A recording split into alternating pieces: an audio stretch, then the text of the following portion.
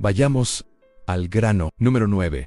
A los desollinadores victorianos. Imagínate tener 4 años y que tus padres te vendan a un desconocido. Ese desconocido te obliga a trepar por chimeneas estrechas, abrasadoras y llenas de hollín tóxico. Las chimeneas solían tener solo 23 centímetros de ancho, aproximadamente el tamaño de un iPad. Estos niños tenían que arrastrarse para subir, usando codos y rodilla. Cuando se atascaban, el maestro desollinador encendía un fuego debajo de ellos. Pero quemarse vivos no era lo peor de ser desollinador. Estos niños desarrollaban una enfermedad llamada cáncer de desollinador. El hollín se les metía en cada grieta y hendidura del cuerpo, provocando tumores en lugares donde menos se desea. Trepaban desnudos porque la ropa se enganchaba en los ladrillos. Básicamente, eran como cepillos humanos, raspando su piel desnuda contra ladrillos calientes cubiertos de hollín cancerígeno. Los padres competían por conseguirles estos puestos a sus hijos porque, en la Inglaterra victoriana, morir de cáncer mientras escalaban chimeneas desnudos se consideraba mejor que morir de hambre en la calle. Número 8. Taladores de pedernal. En los siglos XVIII y XIX,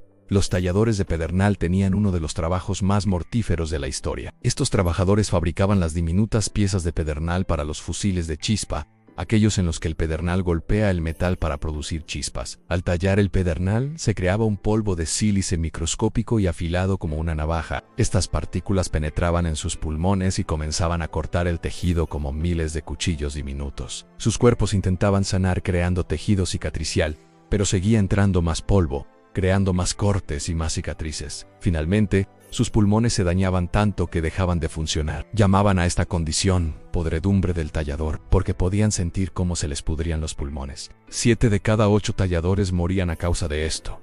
Una tasa de mortalidad del 87%. Eso es peor que ser soldado en la Primera Guerra Mundial. El polvo era tan fino que ni siquiera se veía con luz normal. Solo cuando la luz del sol entraba a raudales por las ventanas del taller podían ver nubes de polvo brillante, como destellos mortales flotando en el aire. El trabajador promedio empezaba a trabajar a los 12 o 13 años. Para finales de los 30 solían estar muertos o agonizando, pero seguían trabajando porque el sueldo era bueno y sus familias necesitaban comer. Ambrose, los especialistas en chimeneas. Estos hombres eran acróbatas industriales que reparaban chimeneas altas y campanarios sin ningún equipo de seguridad. Algunas de estas chimeneas tenían más de 120 metros de altura, más altas que la Estatua de la Libertad.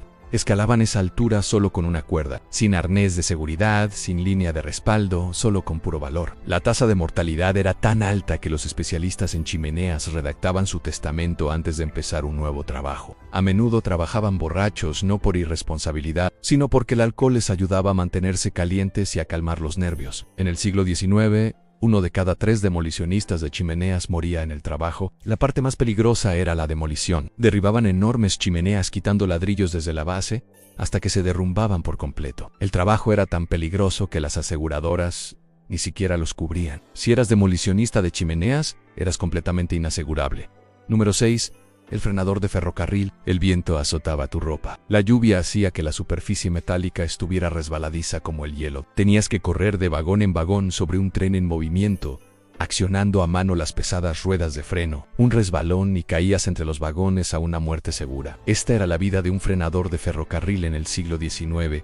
No era un trabajo temerario. Era un puesto normal y corriente que desempeñaban miles de hombres, y aproximadamente 1 de cada 5 moría en el trabajo. Cuando el maquinista necesitaba reducir la velocidad, hacía sonar el silbato. Esa era la señal para empezar a correr sobre los vagones en movimiento. Cada vagón tenía su propia rueda de freno que debía girarse manualmente. Si fallaba, todo el tren podía descarrilar. También tenían que acoplar los vagones mediante el sistema de pasador y varilla, colocándose entre 2 enormes vagones y sujetando un pesado pasador metálico. Al juntarse los vagones, debían dejar caer el pasador a través de 2 argollas metálicas para conectarlos. Si fallaban en el cálculo del tiempo, quedaban aplastados entre varias toneladas de acero. Muchos frenadores escribían sus nombres y direcciones en trozos de papel. Se los prendían a la camisa para que sus cuerpos pudieran ser identificados y enviados a casa con sus familias. No fue hasta 1893 que el gobierno finalmente los obligó a usar equipos más seguros. Número 5. Los fabricantes de cerillas. Imagínese morder una manzana y que toda su mandíbula empiece a brillar en la oscuridad. Para los fabricantes de cerillas del siglo XIX, esto era un día más de trabajo. En aquel entonces, las cerillas se fabricaban con fósforo blanco, una sustancia tóxica y altamente inflamable. No mataba de inmediato. En cambio, carcomía lentamente la mandíbula, de forma similar a como el óxido destruye el metal. Los trabajadores primero notaban un dolor de muelas, luego sus dientes comenzaban a caerse uno a uno. El fósforo hacía que sus mandíbulas se pudrieran mientras aún estaban vivos. Los médicos lo llamaban mandíbula fosfórica. A medida que el hueso se descomponía, creaba un agujero en la cara que no dejaba de crecer. El hueso en descomposición producía un hedor a carne picada. Abandonadas a la intemperie bajo el calor del verano, las empresas sabían perfectamente lo que ocurría. Decidieron que era más barato dejar morir a los trabajadores que usar materiales más seguros. Las mandíbulas de los trabajadores brillaban tanto por la noche que podían leer con la luz de sus propios rostros en descomposición. El único tratamiento era la extirpación quirúrgica de toda la mandíbula, sin anestesia adecuada. Los trabajadores soportaban esta tortura simplemente porque los dueños de las fábricas querían ahorrar unos céntimos por cerilla. En Emero 4, los recolectores de algodón. Niños de 4 años se arrastraban bajo enormes máquinas que podían aplastarlos en un instante. Eran los recolectores de algodón en las fábricas textiles de la Revolución Industrial. Su trabajo consistía en recoger los trozos de algodón que caían bajo las hiladoras. Esas enormes máquinas utilizadas para fabricar hilo. Los dueños de las fábricas no apagaban las máquinas porque la vida de los niños valía menos que el tiempo de producción perdido. Estos niños tenían que sincronizar sus movimientos a la perfección con la máquina. La hiladora se movía de un lado a otro como una gigantesca ola metálica. Cuando avanzaba, los niños tenían unos 20 segundos para escabullirse debajo, agarrar el algodón que encontraran y salir antes de que la máquina volviera. Si eran demasiado lentos, la máquina no se detenía por nada del mundo. El espacio bajo estas máquinas era tan reducido que solo cabían los niños. Estos niños trabajaban de 14 a 16 horas diarias en la oscuridad, respirando polvo de algodón, jugando constantemente a un juego mortal con la máquina. Un inspector de fábrica escribió sobre el hallazgo de medio niño bajo una máquina. Los dueños de las fábricas defendían la práctica diciendo que los niños eran ágiles y rápidos. Nunca mencionaban a los que no lo eran. Número 3.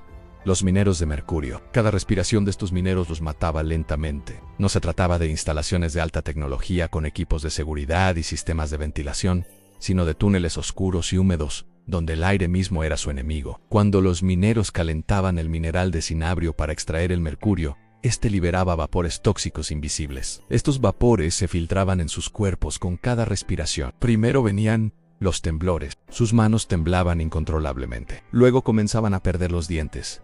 Pero lo que venía después era mucho peor. Su mente comenzaba a deteriorarse. Se confundían, se enojaban y empezaban a ver cosas que no existían. En Huancavelica, Perú, la llamaban la mina de la muerte. Aproximadamente 1 de cada 4 mineros moría a los pocos años de empezar a trabajar. Los sobrevivientes se volvían tóxicos. Su sudor contenía mercurio. Su aliento contenía mercurio. Incluso sus cadáveres eran peligrosos de manipular. El Imperio Español construyó su economía sobre la base de la muerte de estos mineros, ya que el mercurio era esencial para el procesamiento de la plata. Y a pesar de toda esta historia, aún existen operaciones ilegales de extracción de mercurio en lugares como Indonesia y Perú.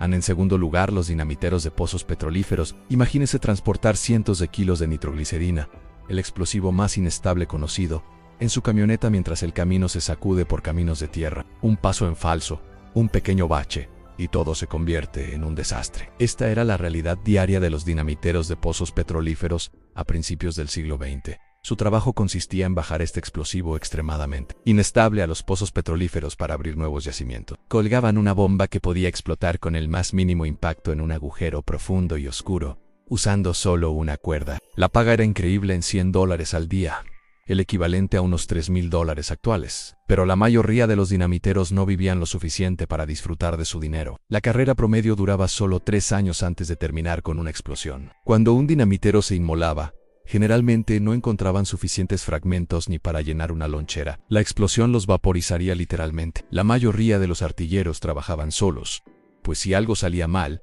no tenía sentido matar a 2 personas en lugar de a una. Los mejores desguazadores de barcos. Estos trabajadores desmantelan los buques más grandes del mundo con herramientas básicas y sus propias manos. Estos barcos son como rascacielos flotantes tumbados de lado, cada uno repleto de suficiente acero como para fabricar 50.0 coches. Están llenos de combustible residual que puede explotar en cualquier momento. Los trabajadores cortan el metal con su plitz, sin saber si la siguiente sección esconde una bolsa de gas explosivo. Escalan estas montañas de metal sin equipo de seguridad, haciendo equilibrio sobre vigas de acero resbaladizas por el aceite. Un paso en falso significa caer varios pisos sobre el metal afilado de abajo. Estos viejos barcos son básicamente vertederos flotantes, de residuos tóxicos. Están repletos de amianto, pintura con plomo y productos químicos que harían correr a refugiarse a un equipo de materiales peligrosos. Los trabajadores respiraban estas sustancias todo el día, todos los días. En la década de 1980, se encontraron 2 reactores nucleares olvidados dentro de barcos soviéticos. Estaban